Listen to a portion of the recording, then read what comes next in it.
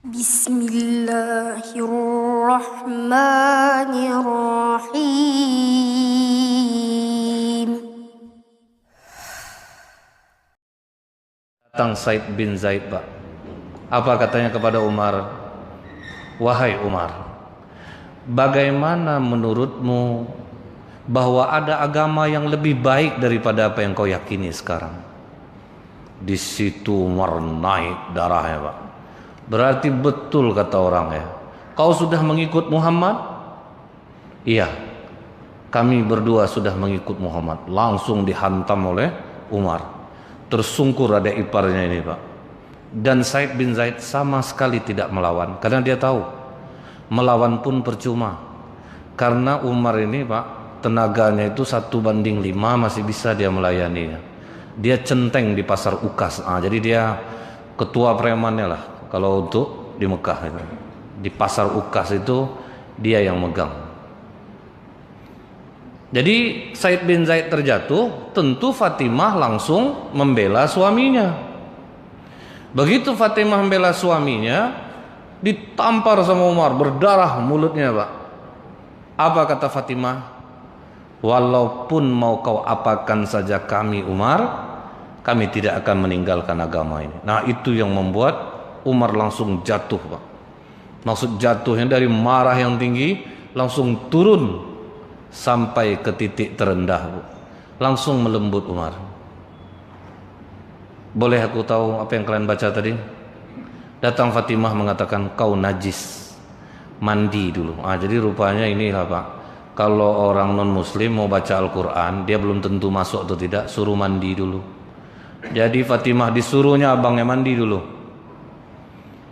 Setelah mandi, dilihatkanlah apa yang dibaca tadi.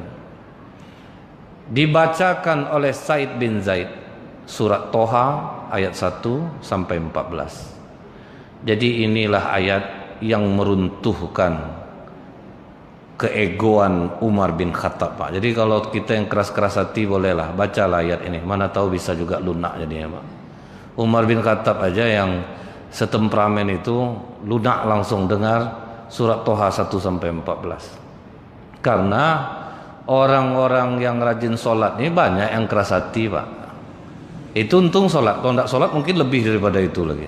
Jadi memang banyak orang yang sholat ini keras hati. Contohnya hari Jumat, Pak. Bapak-bapak yang sudah duluan datang, tolong diisi sak yang kosong di depan. Itu tidak banyak yang tidak mau tuh, Pak. Itu tanda keras hati itu. Kita suruh dia maju, Pak, maju loh Bapak ke depan, Pak. Saya mau nyandar nih, kalau maju majulah. Tidak mau, Pak. Keras hati banyak orang Islam yang rajin sholat masih keras hati. Nah, mungkin dengan surat Toha ayat 1 sampai 14 yang melunakkan Umar ini bisa juga melunak hatinya, insyaallah. Melihat Umar sudah mulai lunak, Kabab baru keluar. Dia ada sembunyi diri, dia keluar. Alhamdulillah, mudah-mudahan engkaulah yang menjadi doa Rasulullah 2 hari yang lalu, Umar. Doa apa Rasulullah? Kata Kabab, ya Allah, doa Rasulullah itu, Pak. Muliakanlah Islam, kalau tidak dengan Abu Jahal, dengan Umar. Allah telah memilihmu Umar. Umar langsung lunak deh, Pak. Jadi memang Rasulullah yang minta, di antara 2 orang yang jahat ini nih, tolong muliakan Islam, kalau tidak dengan Abu Jahal, kalau tidak dengan Umar. Tapi Allah akhirnya memilih Umar. Kemudian apa kata Umar, Bu? Di mana Rasulullah sekarang? Di rumah Arqam bin Abil Arqam. Sahabat Rasulullah itu, Pak, anak muda semuanya, Pak. Arqam bin Abil Arqam itu umurnya 16 tahun, rumahnya jadi basis dakwah Islam pertama. Jadi ini kelebihan Rasulullah, Pak. Rasulullah menunjuk orang, mengangkat orang kepada satu jabatan bukan melihat umurnya, tapi kemampuannya, Pak. Umur 16 tahun, rumahnya jadi basis. Mus'ab bin Umair diutus untuk berdakwah di Madinah, umur 21 tahun. Anak-anak muda semua, Pak. Makanya Rasulullah mengatakan tolong bersikap lembutlah kepada para pemuda. Karena ketika dakwahku pertama dulu hanya pemuda yang menyambut dakwahku dan orang tua membantahnya. Jadi memang pesan Rasulullah betul untuk anak-anak muda ini. Umar berjalan mengarah ke rumah Arqam bin Abil Arqam. Hamzah udah 3 hari masuk Islam tuh, Pak. Hamzah ini masuk Islamnya boleh dibilang spontan, Pak. Spontannya karena apa? Setelah Khadijah, Ummul Mukminin Khadijah meninggal, paman Rasulullah Abu Thalib meninggal, itu yang disegan oleh orang kafir sudah tidak ada lagi, Pak. Disitulah Abu Jahal baru berani memukul kepala Rasulullah, Pak. Jadi dipukulnya kepala Rasulullah, tidak melawan Rasulullah waktu itu. Seseorang mengadu kepada Hamzah, keponakan kau tadi dipukul oleh Abu Jahal. Di situ, Pak, primordial Hamzah langsung keluar kesukuan dia, karena orang-orang pada masa jahiliyah itu, Bu, bela saudara kita baik dia benar ataupun salah, itu orang jahiliyah, Pak. Jadi kalau misalnya kita udah ada orang salah, dibela-belanya terus, Pak, itu orang jahiliyah, Pak. Itu orang kebiasaan orang jahiliyah. Karena semboyan orang jahiliyah itu bela saudara kita mau dia benar ataupun salah. Jadi Hamzah kesukuannya bangkit, dicarinya Abu Jahal, diambilnya busur panahnya, Bu, dientakkannya ke muka Abu Jahal. Kau yang mukul keponakan, tidak ada yang melawan satupun, Pak. Satu-satunya orang yang paling disegani Abu Bakar di Mekah itu pada waktu itu adalah Hamzah. Hamzah ini agak segan Umar bin Khattab kepadanya. Hamzah duduk di depan rumah Arqam bin Abil Arqam. Umar datang. Apa kata Hamzah? Kalau lain gelagat Umar, bunuh dia dengan cepat, karena dia ini lincah ini. Kalau lain gelagatnya datang, bunuh dia dengan cepat.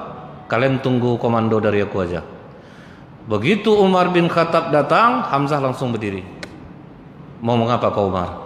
Aku ingin bertemu Rasulullah. Karena dia sudah menyebut Rasulullah, bukan memanggil nama, dipersilahkan oleh Hamzah.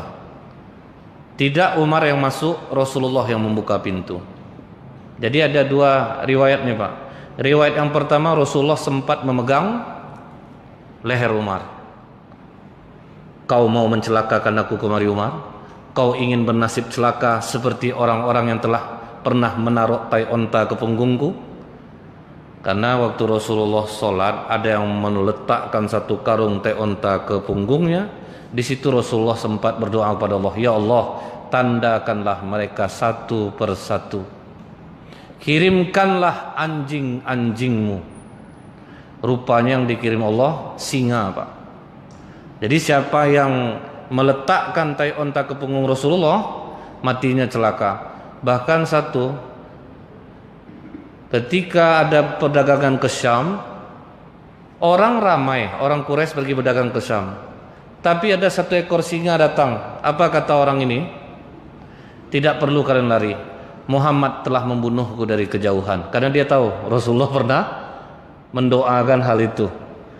Jadi sebanyak itu orang, hanya dia yang dipilih, diterkam oleh singa. Itulah baru Rasulullah berdoa yang agak ngeri, Pak. Makanya Rasulullah nggak mau doa gitu lagi, karena kecepatan kabulnya cepat, Pak. Untung ndak kita dikasih Allah doa macam ini, Pak. Kalau ndak, tak berapa banyak orang mati gara-gara kita. Kita aja, Pak, sendal 200.000 hilang di masjid. Doa apa, Pak? Ya Allah, patahkanlah kaki orang yang ngambil sendal. Berapa parahnya itu, Bu? Sendal 200.000 didoakannya kaki orang patah, Pak. Yang hilang ampli, mau orang mati dibuatnya. Jadi memang syukurnya doa kita tidak semustajab Rasulullah. Maka Rasulullah nggak mau lagi doa seperti itu, Pak. Tapi waktu itu betul-betul udah di puncaknya Rasulullah itu. Makanya Rasulullah sempat berdoa. Setelah itu, Bu, apa kata yang satu lagi riwayat menyebutkan Rasulullah tetap duduk di sana, Umar masuk, kemudian Rasulullah bertanya baik-baik. Cuman itu aja perbedaan dua riwayat ini. Apa kata Umar? Aku kemari ingin bersyahadat ya Rasulullah. Bertakbir seluruh sahabat, Pak. Disitulah Rasulullah merasa haru dengan masuknya Umar bin Khattab. Setelah masuk Islam, apa kata Umar? Ya Rasulullah, kalau aku hidup di dalam agama ini, apa aku hidup dalam kebenaran ya Rasulullah? Iya Umar. Kalau aku mati ketika aku memeluk Islam ini, apakah aku mati dalam kebenaran Rasulullah? Iya Umar. Kalau begitu tidak usah sembunyi lagi ya Rasulullah, keluar aja semuanya, biar aku yang awal. Itulah, disinilah Umar itu bergelar Al-Faruq, sang pembeda. Karena dengan masuknya Umar, dakwah Islam langsung terang-terangan, tidak sembunyi lagi. Jadi memang kita butuh Pak, ada centeng yang dapat hidayah Pak. Butuh kita. Doakan supaya banyak Bu centeng-centeng dapat hidayah. Karena mental orang itu kalau udah dapat hidayah itu aman kita dibuatnya. Jadi Umar di depan, Hamzah di belakang, digiring ke Ka'bah. Tawaf, semua orang Quraisy Pak tertunduk semuanya. Tidak ada yang berani melihat Umar. Sampai ibarat kalau bahasa kitanya Pak, bisik-bisik orang Quraisy, janganlah kalian tengok, kena kalian nanti, jangan kalian tengok. Takut semua Pak. Setelah selesai tawaf, Umar langsung ke dekat orang-orang kafir Quraisy semua Bu. Siapa yang ingin ibunya menangis, ingin istrinya menjadi janda, ingin anaknya menjadi yatim, berdiri kalian maju lawan aku. Tidak ada yang ngadap Pak. Aku tidak ada kalian tadinya. Aku tidak ada nengok. Tolak orang Pak. Takut orang semuanya. Tidak ada yang berani. Karena mereka tahu Bu, Umar bin Khattab pernah berantem. Itu orang Quraisy itu tahu Bu. Umar bin Khattab ini berantem itu dari pagi hari Pak sampai sore hari tahan dia Pak. Walaupun dia azab juga. Yang namanya mundur dia tidak ada. Jadi itu orang ngeri Pak. Dia tidak mau mundur Bu, walaupun dia azab. Jadi di situ orang tahu percuma lawan dia. Dia tidak akan kalah. Dia tidak akan kalah. Nah disinilah Umar bin Khattab digelari Al-Faruq. Dengan masuknya Umar, terang-teranganlah dakwah Islam ini. Nah kemudian Pak, apa kelebihan Umar bin Khattab radhiyallahu an ketika dia sudah memeluk Islam? Perkataan Umar ini Pak selalu cocok dengan wahyu. Nah, disitulah Rasulullah memang Bu sampai memuji Umar bin Khattab radhiyallahu an ini, sampai mengatakan jalan yang dilalui Umar, iblis pun tidak berani menempuhnya. Begitulah tingginya tauhid Umar Pak. Itu terbukti waktu kapan Bu? Gubernur Homs mengirim surat kepada Khalifah Umar bin Khattab. Wahai Amirul Mukminin, sekalipun di Mesir ini sudah banyak yang beragama Islam, tapi masih ada kebiasaan mereka. Setiap tahun mereka melaksanakan perayaan Hari Raya Balas Budi. Hari Raya Balas Budi ini Pak, tiap tahun itu mereka menenggelamkan satu orang perempuan cantik ke dalam Laut Merah. Kalau tidak ditenggelamkan perempuan satu orang satu tahun, langsung mengering airnya. Itu hebatnya jin Laut Merah waktu itu. Surut air Pak, tidak bisa mengairi kebun kurma milik warga. Gubernur Homs Amr bin As mengadu kepada Khalifah Umar. Jadi kekuatan jinnya tinggi Pak. Mintanya perempuan cantik tiap tahun satu orang satu tahun.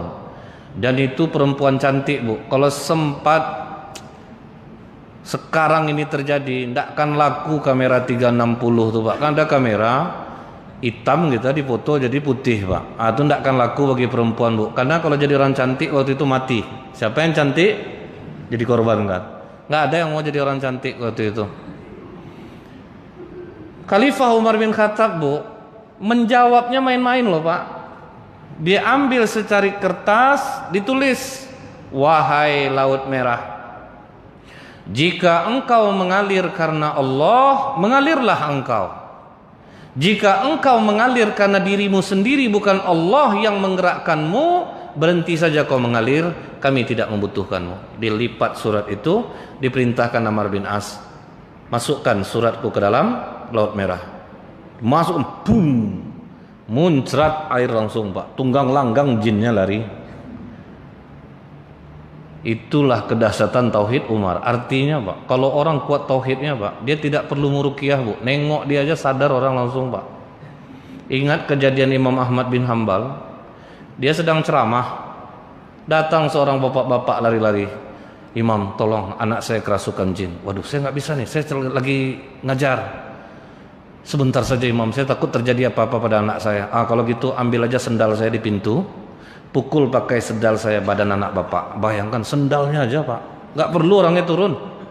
Dibawa sendal Imam Ahmad bin Hambal sampai ke rumah. Kau kalau tidak keluar, aku pukul kau pakai sendal Imam Ahmad bin Hambal. Sadar Pak, itu sendalnya baru Pak. Kita meruqyah orang letih sekarang Bu, dilawannya lah kita, di apa, karena tidak ada takut aja sekarang Pak. Tapi kalau tauhid kita tinggi, nggak perlu meruqyah Bu, udah takut dia. Ini bukti nyata tauhidnya Umar bin Khattab radhiyallahu anhu. Jadi memang dipuji betul oleh Rasulullah ketauhidan Umar bin Khattab radhiyallahu anhu ini. Jadi Pak, Rasulullah mengatakan, sungguh terdapat pada umat-umat sebelum kalian orang yang mendapatkan ilham. Jika orang-orang semacam tersebut ada di kalangan umatku, dialah Umar bin Khattab. Itu pujian Rasulullah untuk Umar Bu. Waktu perang Badar, tertawanlah 70 orang kafir Quraisy. Rasulullah memanggil Abu Bakar Siddiq, Umar bin Khattab radhiyallahu anhum, Abdullah bin Rawahah untuk bermusyawarah. Apa kata Rasulullah? Kita ada 70 orang tawanan. Nah, jadi Rasulullah tuh walaupun dia seorang Rasul Pak, tidak mau mandai-mandai sendiri ngambil keputusan, tetap diajaknya orang musyawarah. Kita ada 70 orang tawanan. Bagaimana menurut pendapatmu Abu Bakar? Maka kata Abu Bakar Siddiq, ya Rasulullah, ekonomi kita sedang lemah di Madinah ini, karena kita baru 2 tahun di Madinah. Ekonomi kita lemah ya Rasulullah. Jadi menurut aku, kita bebaskan aja tawanan ini, tapi dengan uang jaminan. Yang tinggi kedudukannya kita minta 4.000 dirham, yang prajurit biasa kita minta 1.000 dirham. Baik, terima kasih Abu Bakar. Bagaimana menurut pendapatmu Umar? Matikan aja semua ya Rasulullah. Beda Pak. Jadi perbedaan pendapat itu, Rasulullah hidup aja sahabat tuh udah berbeda Pak. Menurut Umar apa Bu? Matikan aja semua ya Rasulullah. Dan tolong satu orang yang namanya Suhail bin Amar, yang selalu memaki kau, sebelum dipenggal kepalanya kita tarik dulu lidahnya keluar. Apa kata Rasulullah? Ini cara Rasulullah mengatasi perbedaan pendapat sahabatnya. Dipujinya dulu Pak. Kadang ada hati orang mukmin ini dilembutkan oleh Allah hingga mencair seperti air. Kelembutan sikapmu Abu Bakar mengingatkan aku kepada Isa alaihissalam. Kadang ada hati umat Islam ini yang dikeraskan Allah hingga dia keras seperti batu, tapi di batu itu mengalir air. Ketegasan sikapmu Umar mengingatkan aku kepada Musa alaihissalam. Dipuji dulu Pak. Tapi maaf Umar, aku lebih cenderung kepada pendapat Abu Bakar Siddiq. Umar tidak merajuk Pak, tidak pindah masjid dia sholat. Kalau kita jauh pindah sembahyang tuh Pak. Kejadiannya sering seperti itu Pak. Tidak terima pendapat, tidak jumpa lagi di masjid tuh. Rasulullah pandai dia Bu. Kadang kita dalam musyawarah tuh, Bapak besok tidak usah ikut rapat lagi Pak. Kami tuh malas bawa Bapak. Bapak pendapat endak-endak aja, nanti tidak diundang Bapak merajuk. Rasulullah dipuji dulu Pak. Dipuji pendapat Abu Bakar Siddiq, dipuji pendapat Umar bin Khattab radhiyallahu anhum, baru Rasulullah memutuskan, aku lebih cenderung kepada pendapatmu Abu Bakar Siddiq. Umar ngikut Pak, nggak ada sedikit pun hatinya kecewa ketika pendapatnya tidak diterima. Tetapi Pak, keesokan harinya setelah tawanan dilepas dengan uang jaminan, Rasulullah Shallallahu Alaihi Wasallam dan Abu Bakar Siddiq menangis terseduh-seduh. Umar datang, bertanya Umar kepada Rasulullah, ya Rasulullah, apa gerangan yang membuat engkau menangis? Rasulullah terus menangis bersama Abu Bakar Siddiq. Kalaupun kau tidak mengatakan ya Rasulullah, izinkan aku menangis bersamamu. Itulah kesetiaan sahabat Pak. Tidak tahu masalah, hendaklah. Pokoknya nangis kita sama-sama. Tidak tahu masalah itu Pak, nangis kita sama-sama. Ikut Umar nangis Bu.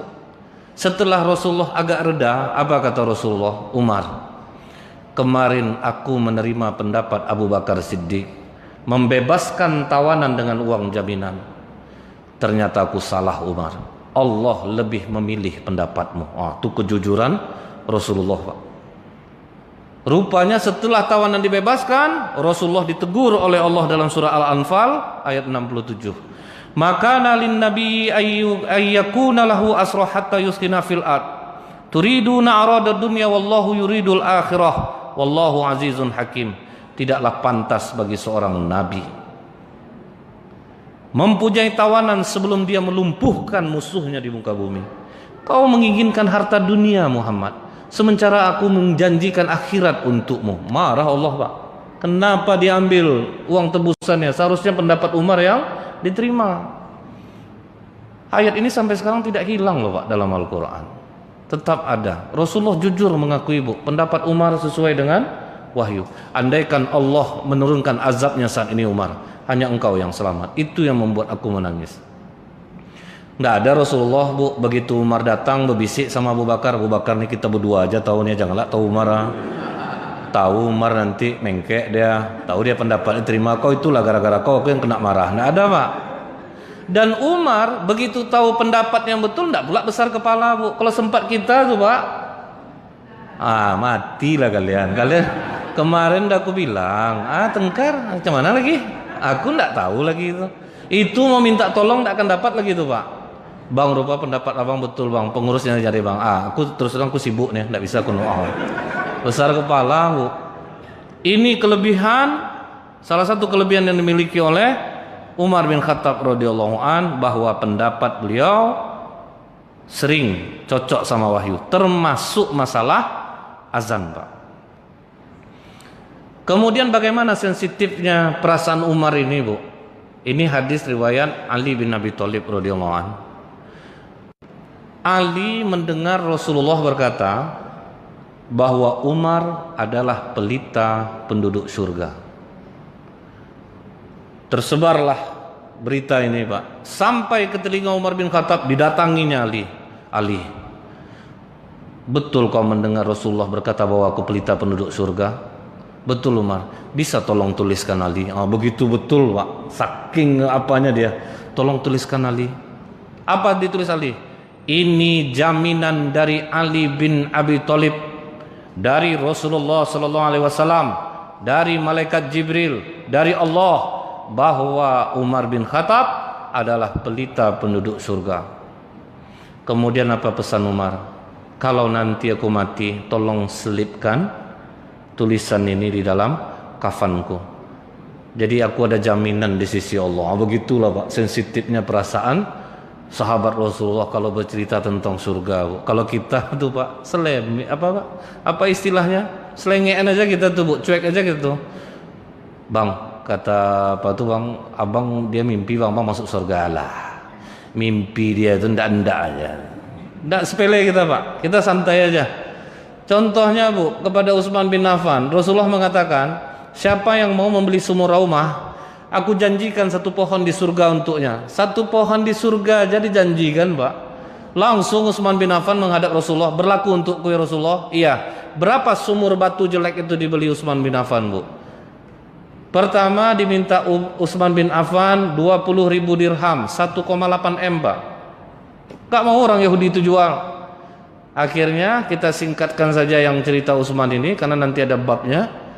Dibeli Utsman, akhirnya ditambah 20.000 dirham lagi. Berarti harga sumur jelek itu 3,6 miliar, Pak, untuk satu pohon di surga. Kalau sempat kita, Pak, dipancing sama pengurus macam itu, Bapak, pokoknya kalau Bapak nyumbang, Pak, satu pohon di surga. Pohon lah dibilang. Awak banyak perlu yang lain lagi. Tidak akan di pohon tuh pula kita. Tidak akan ada yang mau, Bu. Tidak tertarik orang. Nah, ini sensitifnya perasaan Umar. Nah, begitu Khalifah Umar bin Khattab menjadi khalifah, Pak, Khalifah Umar bin Khattab belusukan, Pak. Belusukan Umar bin Khattab radhiyallahu an ini berbeda, Pak. Betul-betul langsung ke masyarakatnya, Bu. Tidak nunggu laporan. Dia masuk ke masyarakat, jalan ke lorong-lorong, sampai dia ke sebuah desa, jumpa dia nenek-nenek, Pak. Ditanya kepada nenek nih, Assalamualaikum nek, apa kabarmu? Buruk. Buruk kenapa nek? Semenjak Umar jadi khalifah, tidak pernah aku dapat bantuan dari dia. Ya nenek harus maklum nek, nenek tinggal di tempat terpencil, manalah tahu Umar. Apa kata nenek nih? Kalau berani dia mengurusi urusan orang-orang muslim, kenapa dia mau jadi khalifah? Tugas dia sebagai khalifah, dia harus tahu dengan rakyatnya. Menggigil Umar dibuatnya pak. Waktu itu tidak ada kamera pak. Jadi Umar betul-betul tanpa ada nampak sorotan siapapun. Yang menjadi saksi dari kisah ini siapa bu? Ali bin Abi Thalib dan Ibnu Mas'ud pak. Apa kata Umar? Gini aja lah nek,